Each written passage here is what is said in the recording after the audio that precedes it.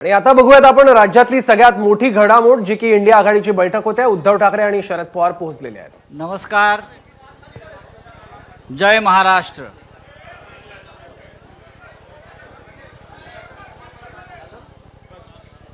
आज के इस ऐतिहासिक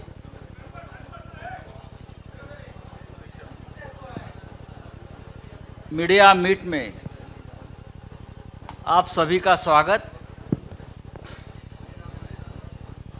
आपल्या सगळ्यांचं मनापासून स्वागत। व्यासपीठावर मुंबईतील इंडिया अलायन्स बैठकीचे आयोजक, होस्ट शिवसेना पक्षप्रमुख उद्धवजी ठाकरे, राष्ट्रवादी काँग्रेसचे अध्यक्ष, ज्येष्ठ नेते देशाचे माननीय शरद पवारजी, महाराष्ट्राचे माजी मुख्यमंत्री काँग्रेसचे ज्येष्ठ नेते अशोकरावजी चव्हाण, नानासाहेब पटोले आलेले आहेत। प्रांताध्यक्ष नानासाहेब पटोले, काँग्रेसचे प्रांताध्यक्ष नानासाहेब पटोले, ज्येष्ठ नेते बाळासाहेब थोरात, शेका पक्षाचे ज्येष्ठ नेते, शेका पक्षाचे प्रमुख जयंतराव पाटील, सुप्रियाताई पवार, सुप्रियाताई सुळे,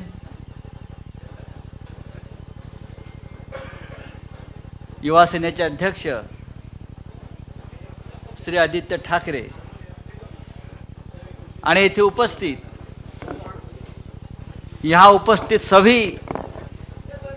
सभी पार्टी के सभी मान्यवर नेतागण और पूरे देश भर से जो मीडिया यहाँ आया है, उन सभी का मैं स्वागत करता हूँ। आज की प्रेस वार्ता बहुत ऐतिहासिक है, हिस्टोरिक है। पटना और बेंगलुरु के बाद इंडिया अलायंस मुंबई में मिलने जा रही है और उस बारे में सभी जानकारी जो आपको चाहिए, जो कल से शुरू होने जा रही है, उस बारे में आपसे बातचीत करने के लिए सभी नेतागण उपस्थित है।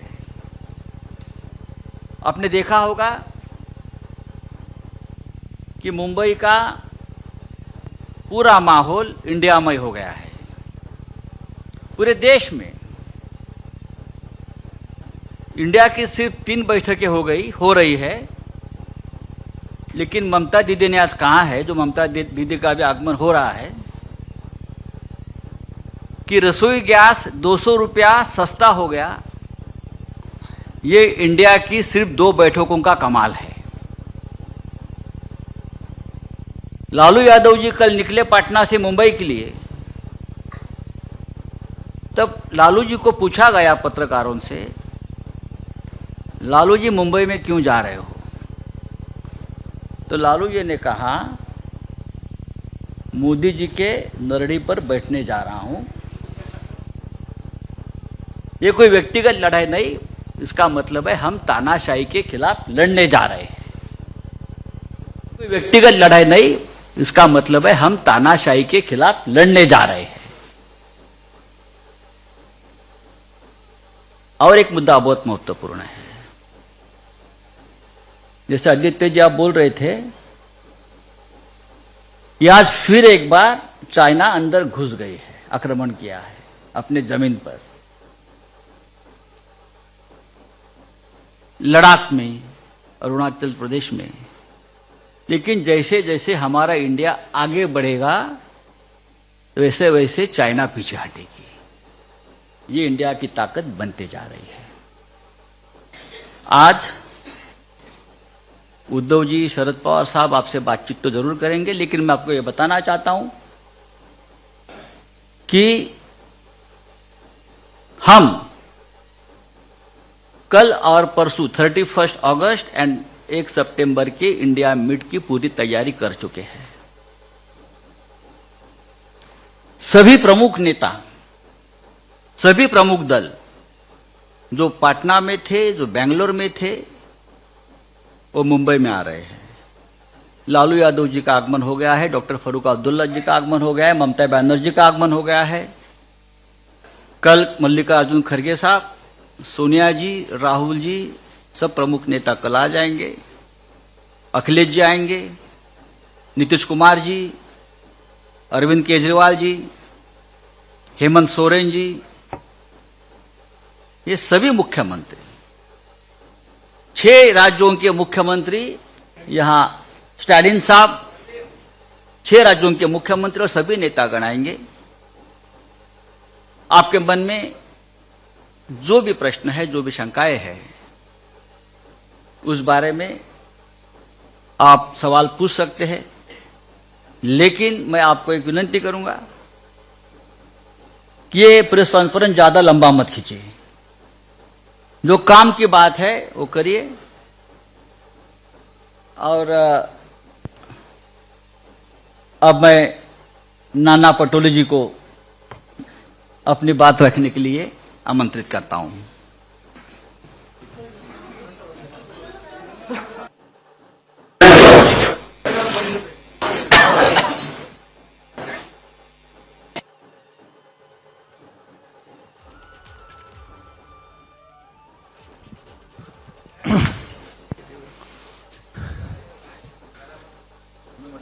हमें बहुत खुशी है कि महाराष्ट्र में इंडिया अलायंस की मीटिंग होने जा रही है। उसकी तैयारियां पास पूरी हो चुकी है। महाराष्ट्र के कल्चर के आधार पर, महाराष्ट्र के संस्कृति के आधार पर आए हुए मेहमानों का उसी तरह सत्कार किया जाएगा। और इंडिया अलायंस में बढ़ती शुरू है। बेंगलोर में हम लोग 26 लोग थे, यहां आने के बाद 28 हुए। जैसे हमारे मित्र संजय राउत ने जी कहा कि चाइना अरुणाचल में अपने मैप में चाइना ने दिखा दिया कि अरुणाचल हमारा है। जैसे इंडिया बढ़ेगा वैसा ही चीन पीछे हटेगा। और इसीलिए आज हम एमवीए के तरफ से आदरणीय हमारे महाराष्ट्र के नेता, राष्ट्रीय नेता शरद पवार जी, उद्धव ठाकरे जी, हमारे अशोक चौहान जी आपसे वार्तालाप करेंगे। इंट्रोड्यूस हमारे मित्र संजय राउत जी ने आप लोगों को कराया है। मैं ज्यादा वक्त नहीं लेते हुए अशोक जी आपसे बात करेंगे। आदरणीय शरद पवार जी, आदरणीय उद्धव ठाकरे जी, आदरणीय नाना पटोले जी, मंच पे बैठे हुए हमारे एमवीए के, महाविकास आघाड़ी के सभी हमारे नेतागण, आज के इस प्रेस कॉन्फ्रेंस में आए हुए हमारे सब पत्रकार भाई बहनों, इलेक्ट्रॉनिक मीडिया, प्रिंट मीडिया के हमारे सभी साथी, कांग्रेस, राष्ट्रवादी कांग्रेस और शिवसेना के बैठे हुए हमारे सभी नेतागण और दोस्तों, जैसे कि आप जानते हैं कि सबसे पहले तो मैं आप सबको रक्षाबंधन की शुभकामनाएं देता हूं। और रक्षाबंधन की जिम्मेदारी, जैसे हमारी बहन की रक्षा करने की जिम्मेदारी हम पर है, वैसे ही इंडिया की रक्षण करना भी हमारी सबकी जिम्मेदारी है। ये आज का दिन ये महत्वपूर्ण है, ऐसे मैं मानता हूं। इसलिए आगे बढ़ने से पहले आप तो जानते हैं कि इंडिया की इस मीटिंग की पूरी तैयारियां यहां पर बहुत जोर शोर से हुई है। सभी राजनीतिक दल तकरीबन, पहले मीटिंग में तकरीबन 26 थे, आज 28 राजनीतिक दल इस गठबंधन में, महागठबंधन में, इंडिया की गठबंधन में आज शामिल हुए हैं। और सभी पार्टीज के हमारे साथी बड़े जोर शोर से इस मीटिंग की सक्सेस के लिए काम कर रहे हैं। आपने देखा कि इससे पहले 2 मीटिंग्स हमारी संपन्न हुई और ये तीसरी मीटिंग हमारी होने जा रही है मुंबई में। तो हमारे सबके लिए गर्व की बात है, फख्र की बात है कि आज मुंबई की इस मीटिंग में सभी यहां पर मौजूद है। छत्रपति शिवाजी महाराज की ये जन्मभूमि है, संत महात्माओं की ये जन्मभूमि है और शाहू फुले अंबेडकर के विचारों की ये महाराष्ट्र है। इसीलिए मुंबई में इसकी मीटिंग होना एक अलग महत्व रखता है। छत्रपति शिवाजी महाराज ने धर्मनिरपेक्षता और कल्याणकारी राज्य के एक महान प्रतीक उनकी इमेज रही है। संत महात्माओं ने दिया हुआ मानवता और भाईचारे का संदेश हमेशा महाराष्ट्र हमने अपनाया है, उससे आगे हम बढ़े हैं। और इसीलिए शाहू फुले अंबेडकर की विचारधारा को लेकर इंडिया आगे बढ़ने का हमारा सबका उद्देश्य है, प्रयास है। और मुंबई खास करके जब महाराष्ट्र की बात हम करते हैं तो हमारी एक हिस्टोरिकल बैकग्राउंड है। स्वतंत्रता आंदोलन हो, सामाजिक परिवर्तन के आंदोलन हो, औद्योगिक कृषि क्रांतियां हो, तो महाराष्ट्र हर रेवोल्यूशन में महाराष्ट्र हमेशा आगे रहा है और महाराष्ट्र ने देश को लीड किया है।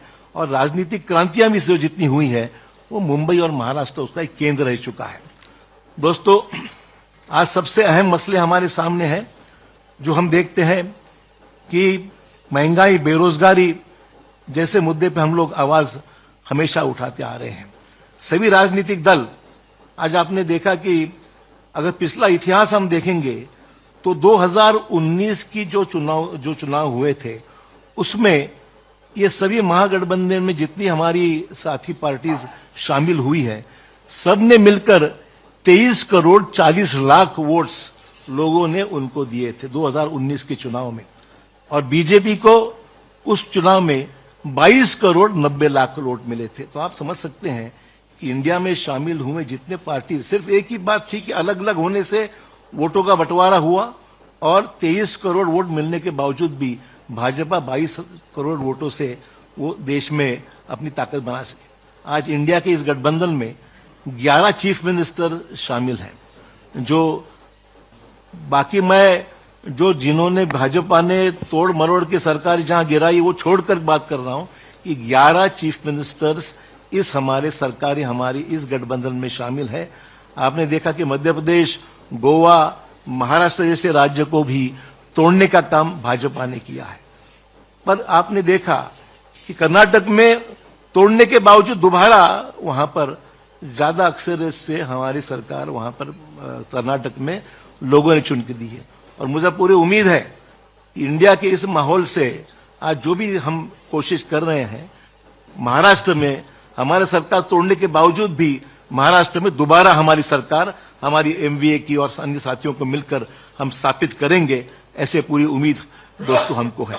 मैं ज्यादा वक्त नहीं लूंगा क्योंकि सभी पार्टीज इसमें शामिल है। आदरणीय पवार साहब और ठाकरे साहब को भी आपको संबोधित करना है। तो आज हमारे लिए महत्वपूर्ण है कि आज सभी राजनीतिक दल हमारे साथ में हैं और बड़े ताकत के साथ में आने वाले चुनाव एक पॉजिटिव डे। हमारी सिर्फ किसी को विरोध करना ही इतना हमारा एजेंडा नहीं है, डेवलपमेंटल अलायंस मैं कहूंगा कि इसमें डेवलपमेंट का एजेंडा है, कुछ पॉजिटिव काम करने का एजेंडा है और साथ ही साथ देश के जो फैसिस्ट फोर्सेस है उनको रोकने की चुनौती हमने स्वीकार कर ली। इसलिए एक छत्र में सब यहां पर इकट्ठा हुए हैं। धन्यवाद।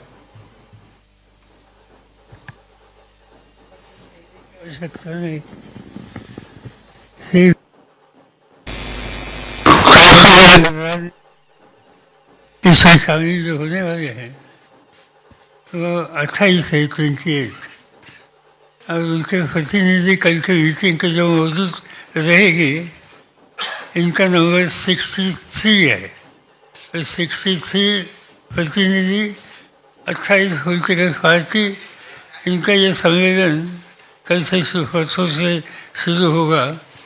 और जिस तरह से कई राज्यों से लोगों का जो इसमें इंटरेस्ट के बारे में हम सुनते हैं, इससे मुझे पूरा विश्वास है कि एक अल्टरनेटिव फोरम देश में तैयार हो जाएगा कि जो देश में परिवर्तन करना है, ये परिवर्तन के लिए मजबूत होगा। और यही काम हम लोग करेंगे, इतना मैं कहता हूँ। और श्री उद्धव ठाकरे, इनके पास मैं माइक देता हूँ।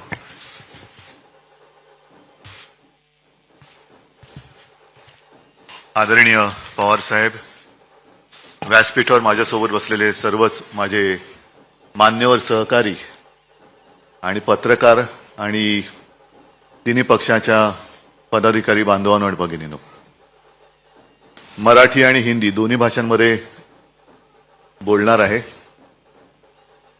जसं अशोकरावांनी रक्षाबंधनाच्या शुभेच्छा दिलेल्याच आहेत, त्याचप्रमाणे मी सुद्धा सर्वांना, देशातील सर्व माझ्या मातांना आणि भगिनींना रक्षाबंधनाच्या शुभेच्छा देतो.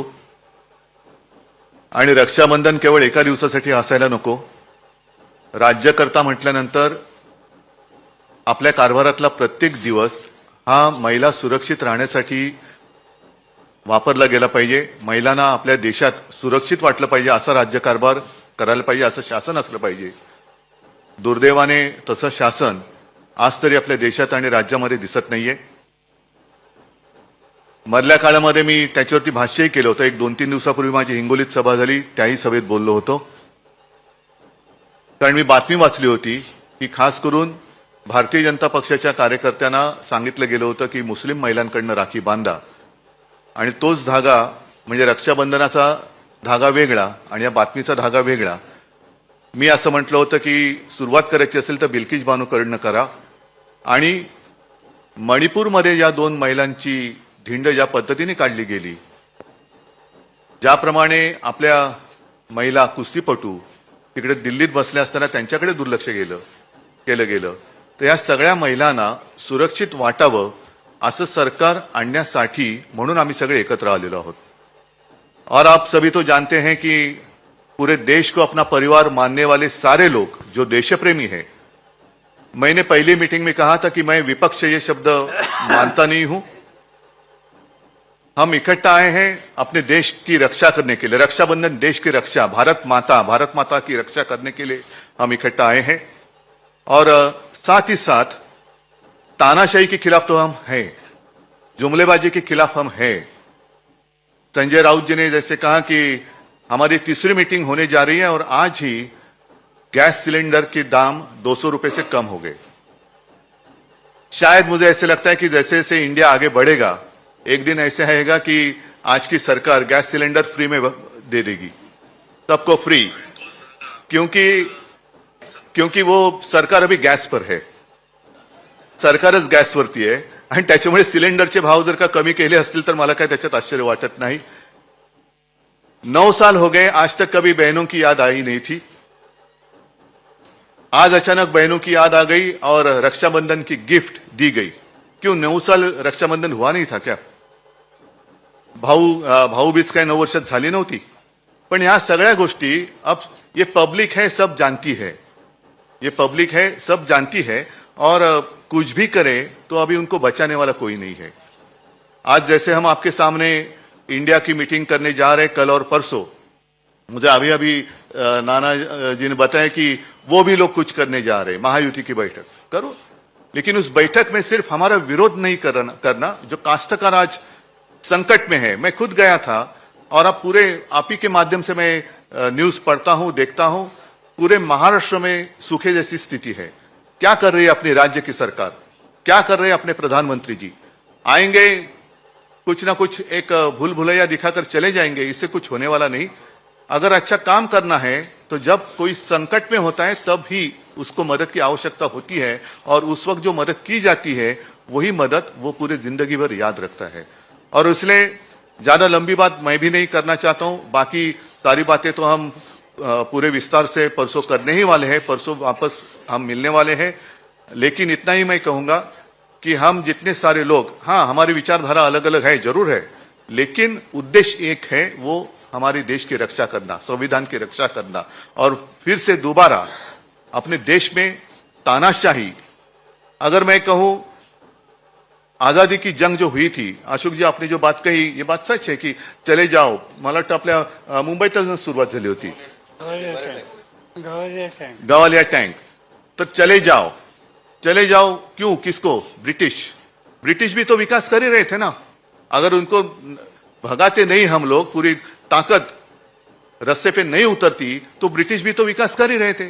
हमें विकास भी चाहिए, लेकिन विकास के साथ साथ हमें आजादी भी चाहिए, और विकास से भी ज्यादा ऊंची हमारी आजादी है। उसकी रक्षा करने के लिए हम सारे इकट्ठा आए हैं, और विचारधारा अलग अलग होगी, लेकिन उद्देश्य एक है, और इसी को तो हम लोकतंत्र मानते हैं, प्रजातंत्र मानते हैं, लोकशाही मानते हैं, आणि ती लोकशाही वाचवण्यासाठी आम्ही एकत्र आलेलो आहोत, एकत्र राहू, आणि आमच्या भारत मातेच्या हातापायात पुन्हा कोणत्याही हुकुमशहाला बेड्या घालायला देणार नाही, ही शपथ घेऊन आम्ही पुढे जाणार आहोत.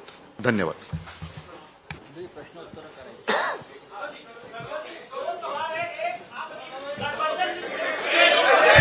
शांत रहा, प्लीज सायलेन्स. एकच मिनिट, तुम्ही फक्त कोणाला प्रश्न विचारणार तेच सांगून करा.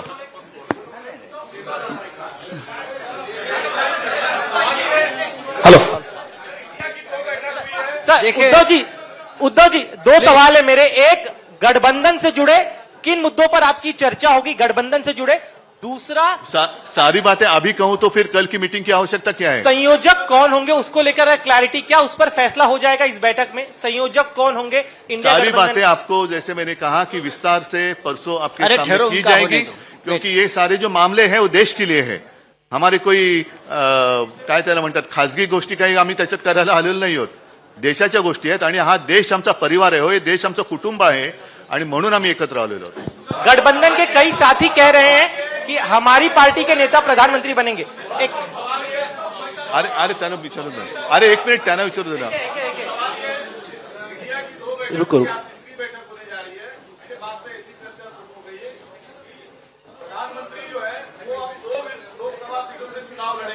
क्या आप दोनों बनारस में या जहां से वो दूसरी सीट से चुनाव लड़ेंगे संयुक्त सभा करेंगे? अरे चुनाव तो अभी दूर है ना, जब की बात तब देखी जाएगी. उद्धव जी, एक सवाल ये है कि जिस तरीके से हम अलग अलग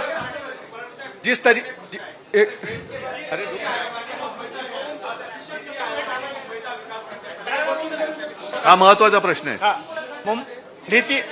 नीती आयोगाने मुंबईमध्ये विकास करण्यासाठी त्यांनी एक आराखडा तयार केला आहे. महाराष्ट्रामध्ये खास करून आता केंद्राचं इकडे या ठिकाणी दखल आहे, म्हणजे मुंबईला वेगळं करण्याचा हा एक मोठा प्रयत्न आहे. त्याव आहे असं वाटतं का तुम्हाला? हा, तुमच्या प्रश्नाचा अर्थ हा सर्वसामान्य जनतेच्या मनामध्ये त्यांना तो समजलेला आहे, आणि आता लोकांच्या लक्षात आलं असेल की महाविकास आघाडीचं सरकार का पडलं. कारण मी मुख्यमंत्री होतो, माझे सहकारी इकडे बसलेले आहेत, अशोकराव आहेत, आदित्य जयंतराव आहेत, थोरात साहेब आहेत. जयंतराव, तुम्ही मंत्रिमंडळात नव्हतात, नाना तर अध्यक्ष होते, पण त्यावेळेला सुद्धा केंद्रात त्यांचं सरकार असताना असा कोणताही प्रस्ताव आणण्याचं धाडस त्यांनी केलं नव्हतं. मुंबई वेगळं करणं आणि मुंबई केंद्रशासित करणं हा डाव आता उघड झालेला आहे. पण आम्ही तिकडे सत्तेत असताना हा प्रस्ताव आणण्याची त्यांची हिंमत नव्हती, आणि आता सुद्धा हा प्रस्ताव आम्ही होऊ देणार नाही. ज्या क्षणी आमचं सरकार केंद्रात आणि राज्यात येईल त्यावेळेला हे सगळे जे काय आहे त्यांचे पाश आम्ही तोडून टाकल्याशिवाय राहणार नाही, आणि मुंबईची स्वायत्तता जी आहे, महाराष्ट्र आणि प्रत्येक राज्याची स्वायत्तता आहे, ती आम्ही आभारीत ठेवू. ह्याची सुरुवात दिल्लीपासून केली गेली. दिल्लीसाठी जेव्हा त्यांनी तो जो काही एक वटहुकूम वगैरे आणला, तेव्हाच आमच्या सर्वांच्या मनात भीती होती की हे सगळेजण, कारण आपल्या देशाला, आपल्या सरकारला केंद्र सरकार नाही, संघ राज्य पद्धतीचं सरकार म्हणतो आपण. प्रत्येक राज्याला समान अधिकार आहेत. अगदी 2-3 मोजक्या गोष्टी सोडल्या तरच केंद्राला त्याच्यात हस्तक्षेप करण्याचा अधिकार आहे. पण हा हस्तक्षेप हा दिवसागणिक ते वाढवत चाललेत. राज्यांची आणि शहरांची स्वायत्तता मारून सर्व काही एकछत्रीपणा आणायचा, ही छत्री आम्ही तोडून मोडून टाकल्याशिवाय राहणार नाही. थोड्या दिवसाची गोष्ट आहे. सरकार आमचं दोन्हीकडे आल्यानंतर हे सगळे असे उफराटे निर्णय जे त्यांनी घेतलेले आहेत ते आम्ही पुन्हा उलटे फिरवल्याशिवाय राहणार नाही. उद्धव जी 2 सवाल ऐसा है कि अरे बाकी लोगों को सवाल पूछो. हम अलग अलग विचारधाराओं के साथ एक आए हैं. उद्धव जी, अब विपक्ष लगातार ये कह रहा है. मराठी होने दो. हाँ, मैं एकदम मराठी देखिए पहले मराठी पूरा होने दो. पहले मराठी करो, बाद में हिंदी में बोले. हाँ, मराठी पहले मराठी करो. मराठी सर. हाँ, पहिले मराठी करो. राहुल सर, महायुतीची एकीकडे ही बैठक सुरू असताना दुसरीकडे याच वेळी म्हणजे 31 आणि 1 दिवशी महायुतीची बैठक मुंबईत लावून घेतलेली आहे. म्हणजे एका बाजूला इकडे हे सुरू असताना राज्यात देखील हीच सेम टाइम बैठक लावणं काय नेमकं म्हणजे? मी त्याचं उत्तर दिलेलं आहे. कारण गेल्या वेळेची आमची मीटिंग होती त्यावेळेलाच एनडीएची मीटिंग लावली होती आणि मी परवाच्या सभेत म्हटलंय की आता एनडीएचा अमिबा झालेला आहे. एनडीएला आता आकार उकार काही शिल्लक राहिलेला नाही. जसा अमिबा एक पेशे जीव कसंही त्याला आकार उकार दिला जातो तशा प्रकारे आता एनडीए झालेलं आहे. सर, एक असा प्रश्न आहे की साधारणतः 4 राज्याच्या निवडणुका डिसेंबरमध्ये होत आहेत कुठे आणि 4 नाही सर, राज्याच्या तुम्ही जरा कोणाला प्रश्न विचारणार ते सांगा. सगळ्याची उत्तरं माझ्याकडे. दोघांना पवार साहेबांना आणि तुम्हाला एक प्रश्न आहे की 4 राज्याच्या निवडणुकांच्या सोबतच लोकसभेची निवडणूक लागण्याचे देखील संकेत दिले जात आहेत आणि अशा वेळेस तुमच्या या इंडिया आघाडीच्या जागा वाटपाचा जो वेळ असेल किंवा जागा वाटपाची चर्चा असेल त्यासाठी राज्यात कमिट्या नेमण्यात आलेत का किंवा त्या चर्चा एकत्र आत्ता होणार आहेत का? असं आहे की आम्ही जागा वाचवायची चर्चा सुरू केलेली नाही. आमच्या पहिल्या 2 ज्या बैठका झाल्या त्या महत्त्वाच्या होत्या आणि उद्या इथून पुढचा आपला सामूहिक कार्यक्रम काय असावा याच्या संबंधीची चर्चा होण्याची शक्यता आहे आणि त्या शक्यतेच्यामध्ये जर असा निर्णय झाला तर मग काही लोकांच्या ही जबाबदारी टाकली जाईल की तुम्ही अन्य राजकीय पक्षांशी डायलॉग साधा आणि याच्यातून आपण एकत्र जाऊ शकतो का या संबंधीचा अभ्यास करा. तर प्रश्न असा आहे की तुमची उद्धव साहेबांना तुम्हाला प्रश्न आहे. आपली प्रकाश आंबेडकरांसोबत युती आहे मात्र त्यांचं असं म्हणणं आहे की मला या आघाडीचं निमंत्रण देखील नाही आहे, मी महाविकास आघाडीत देखील नाही आहे. एकूण युती आहे की नाही ते तुमचे? प्रकाश आंबेडकर आणि आमची युती गेल्या 23 जानेवारीला आम्ही जाहीर केलेली आहे. साहजिकच एक त्यांची गोष्ट बरोबर आहे की शिवसेना आणि प्रकाश आंबेडकर यांची युती आम्ही जाहीर केलेली आहे. आता या इंडिया बैठकीत किंवा इंडियाच्या आघाडीत येण्यासाठी त्यांची सुद्धा इच्छा आम्हाला प्रकाश आंबेडकरजींशी बोलून विचारावी लागेल आणि एकदा आम्ही एकत्र आल्यानंतर ते एकमेकापासून वेगळे होण्यासाठी एकत्र येत नाही. त्यांना सुद्धा व्यवस्थित त्यांच्याशी चर्चा करून जर त्यांची तयारी असेल तर ते सुद्धा या आपला म्हणजे महाराष्ट्रामध्ये महाविकास आघाडी आणि देशात इंडिया याच्यामध्ये ते पण येऊ शकतात. उद्धव साहेब इकडे मुंबई देशाची आर्थिक राजधानी आहे आणि त्यामध्ये ही इंडियाची बैठक होते. आगामी काळात मुंबई महानगरपालिकेची देखील निवडणूक होऊ घातलेली आहे. तर अशा वेळेला असं वाटतं तुम्हाला? कारण ज्या पद्धतीने चाललेलं आहे ती पद्धत त्यांना निवडणूक घेण्याचं धाडस ते करतील असं मला वाटत नाही. आणि आता जो आधी प्रश्न विचारला होता पवार साहेबांनी त्याचं उत्तर दिलं की 4 राज्यांसोबत लोकसभा, मी म्हणतो त्याच वेळेला महापालिका पण घ्या. याचा परिणाम दिसेल आपल्यासाठी फायद्याचा? परिणाम नक्की दिसणार आहे कारण लोक वाट बघतायत. धन्यवाद.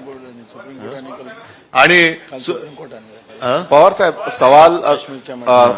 एक सवाल असा आहे, उत्तर प्रदेशमध्ये मायावतींनी असं डिसिजन घेतलंय की ते तटस्थ राहणार आहे. तर यामुळे इंडिया आघाडीला काय वाटते? म्हणजे मायावती तटस्थ राहणार आहे, उत्तर प्रदेशमध्ये लोकसभाची जास्त सीट आहे.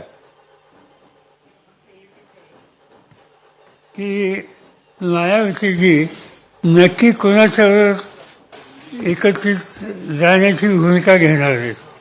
आम्हाला असं दिसतंय की काही वेळेला भारतीय जनता पार्टीशी सुद्धा त्यांनी सुसंवाद ठेवलेला आहे की आज ठेवतील असं मी म्हणत नाही, पण या सगळ्या गोष्टीची स्पष्टता जोपर्यंत येत नाही तोपर्यंत याच्यावर निर्णय घेणं अशक्य आहे.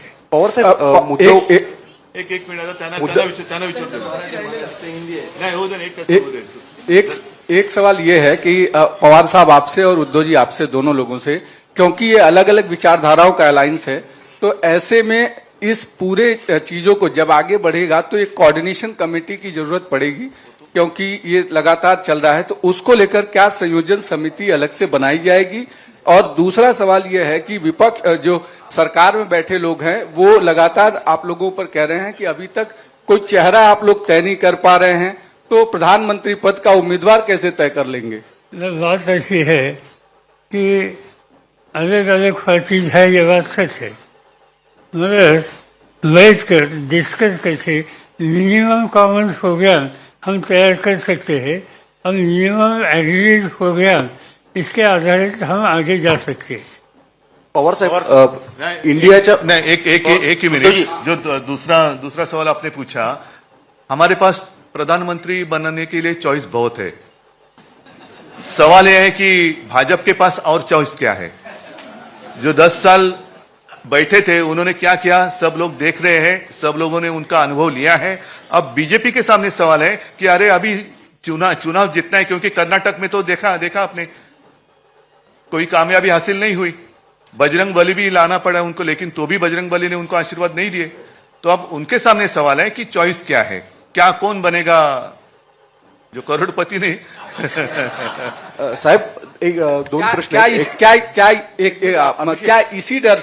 क्या इसी डर से लगातार वो लोग ये कह रहे हैं कि कोई दूसरा चुनाव हम एक साथ नहीं कराएंगे, क्योंकि उनका एंटी इनकम्बेंसी जो है वो नेशनल वाइड पर ना पड़े, ऐसी उनको डर है क्या उनको? अभी उनके मन की बात मैं कैसे समझू? वो तो टीव्ही पे होती रहती है। पवार साहेब, मला प्रश्न विचारायचा आहे की इंडिया अलायन्सच्या बाबत थेट पंतप्रधानांपासून ते अमित शहा हे थेट आरोप करतात की एकतर भ्रष्टाचारी आणि घराणेशाही अशा स्वरूपाची ही अलायन्स आहे। याला उत्तर काय तुमचं? आणि पहिल्यांदा हे प्रधानमंत्र्यांचं भाषण भोपाळचं ऐकलं आणि भोपाळच्या भाषणामध्ये त्यांनी काँग्रेसवर टीका केली, भ्रष्टाचाराची। राष्ट्रवादी काँग्रेस पक्षावर टीका केली।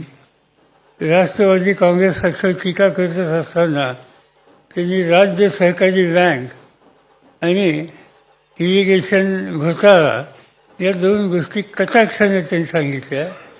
माझा आग्रह एकच आहे प्रधानमंत्र्यांचा, ते प्रधानमंत्री आहेत देशाचे, जिथे सत्तेचा गैरवापर झाला अशी माहिती त्यांच्याकडे असेल तर त्यांनी सखोल चौकशी करावी आणि वस्तुस्थिती समाजाच्या समोर ठेवावी। नुसता आरोप करण्याचा अर्थ नाही, तुमच्या हातात सत्ता आहे, त्याची चौकशी करा आणि सवन देशाला सांगा वस्तुस्थिती काय। पवार साहेब, एक प्रश्न असा आहे पवार साहेब, आपल्यासोबत आपले काही सहकारी बाजूला गेले, त्यामुळे अनेक लोक आपल्या संभ्रमणात आहे।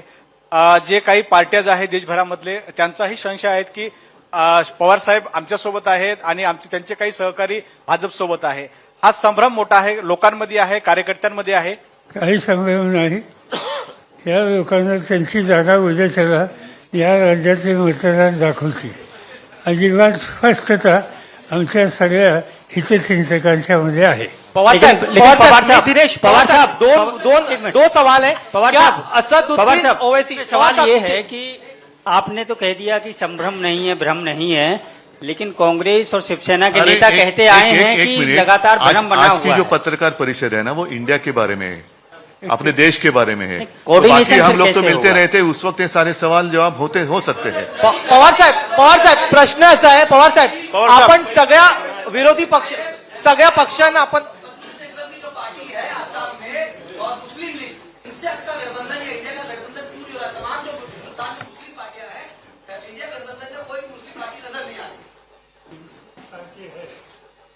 उन्होंने मुझसे बात की है और उनकी तैयारी है हम लोगों के साथ जाने की।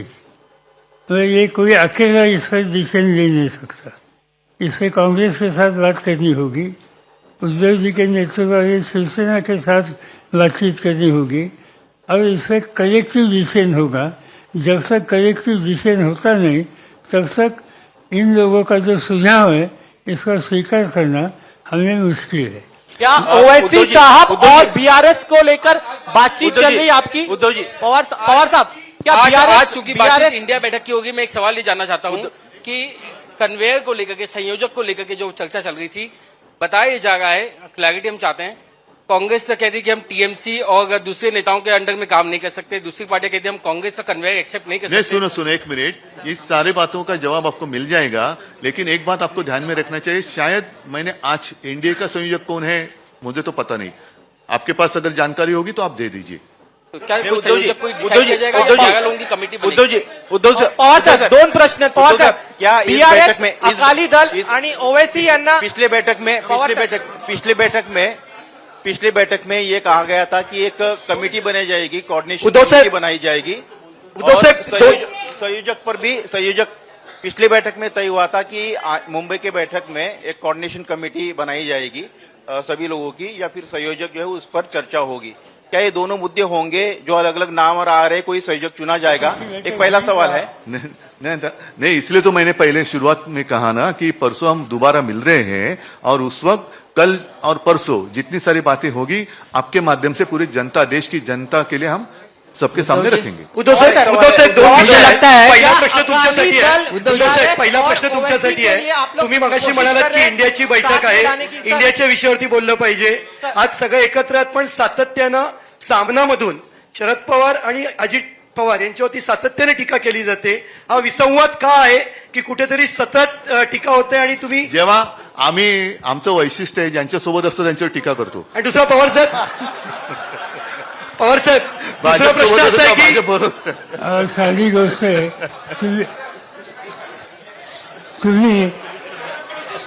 तुम्ही तुमच्या मीडियातनं टीका केली म्हणून आम्ही काम करायचं थांबवायचं का? तुम्ही तुमचं काम करा, आम्ही आमचं काम करतो. बरं पवार साहेब, शिवसेनेचे नेते मागणी करतात की उद्धव ठाकरेंना पंतप्रधान पदाचा उमेदवार म्हणून घोषित करावं. जातो उद्या शपथ घेतो. पवार साहब, दो चीजें सर, क्या बीआरएस, अकाली दल और असदुद्दीन ओवैसी की पार्टी को साथ में लाने के लिए आप लोग कोशिश कर रहे हैं, बातचीत चल रही है? पवार साहब, बात अभी तक हुई नहीं, मगर अकाली दल की इनकी एक भावना है कि इसमें साथ जा सकते हैं तो हम सोच सकते हैं, मगर इतना वो आसान नहीं है, क्योंकि हमारे साथ केजरीवाल है, पंजाब की हुकूमत उनके हाथ में है, कांग्रेस पार्टी की वहाँ नीति अलग है, और इसलिए हम जिससे हमारे डिफरेंसेस बढ़ेंगे ऐसा काम कुछ नहीं करेंगे. उद्धव साहब, सभी को धन्यवाद. उद्धव जी, मुझे लगता है कि ये प्रेस कॉन्फ्रेंस हमने खत्म.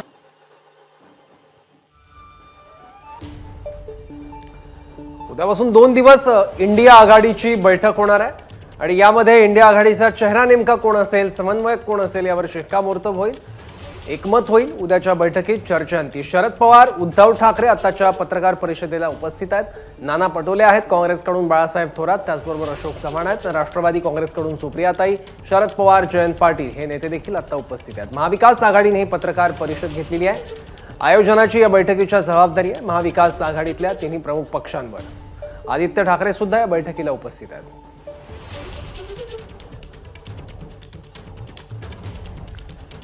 पक्ष सोडून गेलेल्यांना जनता त्यांची जागा दाखवते. शरद पवार यांनी अजित पवार गटावर निशाणा साधलाय. पक्ष सोडून गेलेल्यांना मतदार त्यांची जागा दाखवेल असं शरद पवार यांनी म्हटलेलं आहे. अजित पवार यांचं नाव न घेता अर्थातच रोख होता त्यांचा अजित पवार यांच्याकडे. इंडिया आघाडीकडे पंतप्रधान पदासाठी अनेक पर्याय आहेत, त्यामुळेच कुठल्या एका नावाची चर्चा नाही असं उद्धव ठाकरे म्हणाले. भाजपकडे तर अशी कुठली नावही चर्चेत नाही आहेत, तिथं एकाच व्यक्तीला पंतप्रधान व्हायचं आहे असं देखील उद्धव ठाकरे यांनी म्हटलं आहे. इंडिया आघाडीकडे पंतप्रधान पदासाठी अनेक पर्याय आहेत, भाजपकडे पंतप्रधान पदासाठी मोदी सोडून कोणता पर्याय असा सवाल देखील उद्धव ठाकरे यांनी केला आहे. आम्ही हुकुमशाहीच्या विरोधात आहोत असं देखील उद्धव ठाकरे यांनी म्हटलेलं आहे. ब्रिटिश लोक देखील भारताचा विकास करत होते, पण भारतीयांना स्वातंत्र्य हवं होतं आणि आता देखील ही स्थिती आहे. आपल्याला स्वातंत्र्य हवंय असं देखील उद्धव ठाकरे यांनी म्हटलं. आणि यह पब्लिक है वह सब जानती है असं देखील उद्धव ठाकरे म्हणाले.